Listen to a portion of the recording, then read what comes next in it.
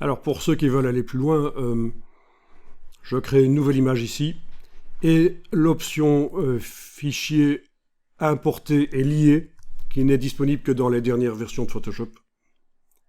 Mais c'est comme quand vous importez une image dans InDesign. Si l'image sur les disques durs, vous la modifiez, ça va se répercuter dans InDesign. C'est ça, forcément, le lien.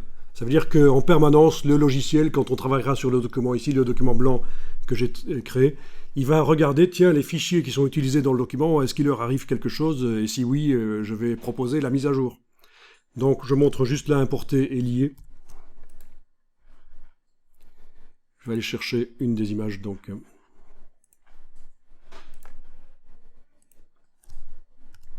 Ok, celle-là.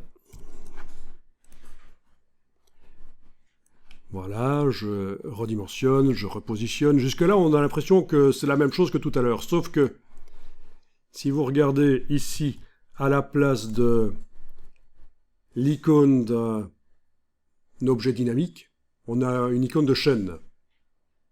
Chaîne, ça veut dire c'est lié. Ok? Donc si j'enregistre le document ici, je vais l'appeler sans titre 2, puisque j'avais déjà enregistré le 1.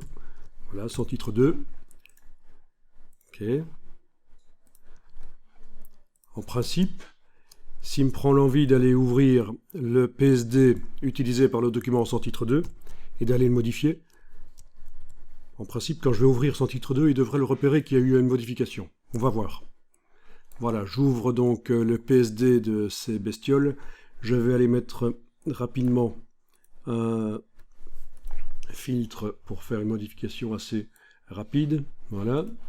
Donc juste une teinte de saturation, j'ai balancé les couleurs. Ensuite, je vais enregistrer, fichier enregistré. Aucun problème pour enregistrer puisque c'est du PSD. Ça peut contenir des calques dès le départ. Voilà.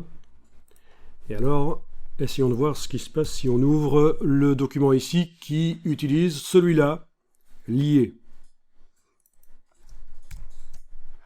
Alors oui, il y a une petite icône qui dit là que le document, le fichier sur disque dur a été modifié. Voilà.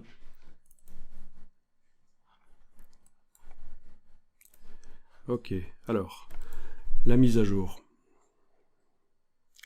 Clic droit, parce que là j'ai double-cliqué dessus et ça a ouvert le document là. Clic droit, mettre à jour. Le contenu modifié. Et voilà. Donc dans mon document, mon photomontage sans titre 2, le contenu a été mis à jour. Donc vous pouvez faire l'un ou l'autre.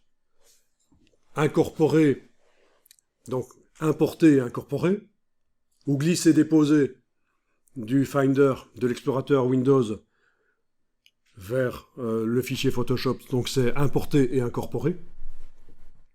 Et si vous voulez, vous pouvez jouer avec le système de importer et lier. Avoir vos fichiers liés. Tout en sachant que ça veut dire que s'il faut avoir de l'ordre, vous pourriez être en train de modifier un fichier Photoshop qui est utilisé par un autre. Et là, ça va le repérer. Donc il faut gérer ça. Dès qu'on fait du importer et lier, il faut réfléchir. Tiens, ce fichier, est-ce qu'il n'est pas utilisé par tel ou tel document? Ça va modifier le document qu'il utilise.